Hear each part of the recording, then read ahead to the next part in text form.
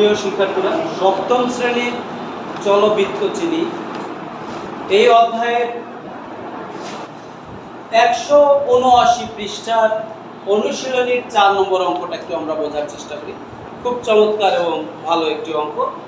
এই অঙ্কে বলা হয়েছে, একটি ক্যালেন্ডারের পৃষ্ঠায় তুমি যদি 15 সেন্টিমিটার ব্যাসার্ধের একটি বৃত্ত কেটে নাও। ধরো একটা পৃষ্ঠা আছে, সেই পৃষ্ঠা থেকে তুমি 15 সেন্টিমিটারের একটা বৃত্ত আমরা কেটে নিলাম। এটা ধরো আমরা কেটে নিলাম। এখন বলা হয়েছে এই বৃত্তের মাঝে তুমি 2.5 সেন্টিমিটার ব্যাসার্ধের দুইটা বৃত্ত কেটে নেবা এবং 3.5 সেন্টিমিটার দৈর্ঘ্য ও 2 সেন্টিমিটার প্রস্থের একটি আয়ত কেটে নেবা। বাকি যে অংশটা থাকবে সেই অংশটা আমরা রং করব। ওই রঙিন অংশের ক্ষেত্রফলটা আমাদের নির্ণয় করতে হবে। তাহলে আমরা কি করব? প্রথমে বড় যে বৃত্তটা আছে এর ব্যাসার্ধ 15 সেন্টিমিটার আছে। এই ব্যাসার্ধ ধরে 15 সেন্টিমিটার ব্যাসার্ধের বৃত্তের ক্ষেত্রফল, আমরা বৃত্তের ক্ষেত্রফল জানি পাই আর স্কয়ার, এখানে আর ব্যাসার্ধ পাই আর স্কয়ার। তাহলে আর হচ্ছে কত? 15। পায়ের মান আমরা ধরি 3.1416।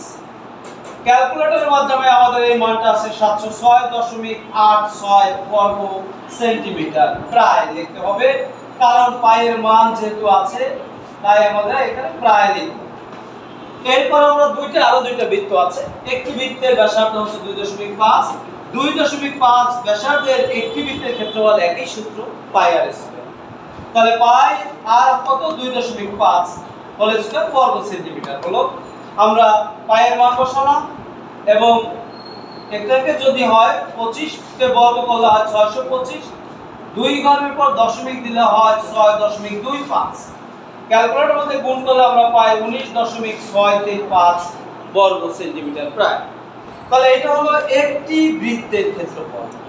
এটা যদি একটি হয়, আমার বৃত্ত আছে দুইটি বৃত্তের ক্ষেত্রফল কি হবে? এটাকে আমরা 2 দ্বারা গুণ করে এই দুইটি বৃত্তের ক্ষেত্রফল আমরা বের করলাম। আমাদের আয়তটা আছে কত?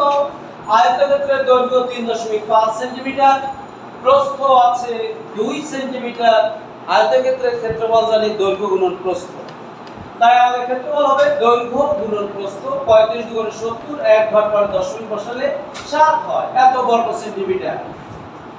এখন দুইটি বৃত্ত ও একটি আয়তের মোট ক্ষেত্রফল হবে কত? 39.7 যোগ 7 সমান 46.27 বর্গ সেন্টিমিটার।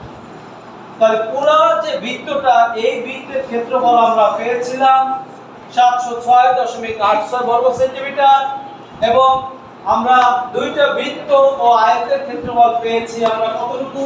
46.27 বর্গ সেন্টিমিটার। যদি আমরা পুরো বৃত্ত থেকে এই অংশটা বাদ দিই, বাকি রঙিন অংশের ক্ষেত্রফলটা পেয়ে যাই, তাহলে আমাদের অঙ্কটা অনেক সহজ হয়ে যায়। শুধুমাত্র দুইটা সূত্রের প্রয়োগ আছে, বৃত্তের ক্ষেত্রফল পাই আর স্কয়ার এবং আয়তক্ষেত্রের ক্ষেত্রফল দৈর্ঘ্য গুণন প্রস্থ। বাকি যদি নিয়মটা পারি তাহলে অনেক সহজে অঙ্কটা করা যায়। আশা করি তোমরা বুঝতে পেরেছো। ধন্যবাদ।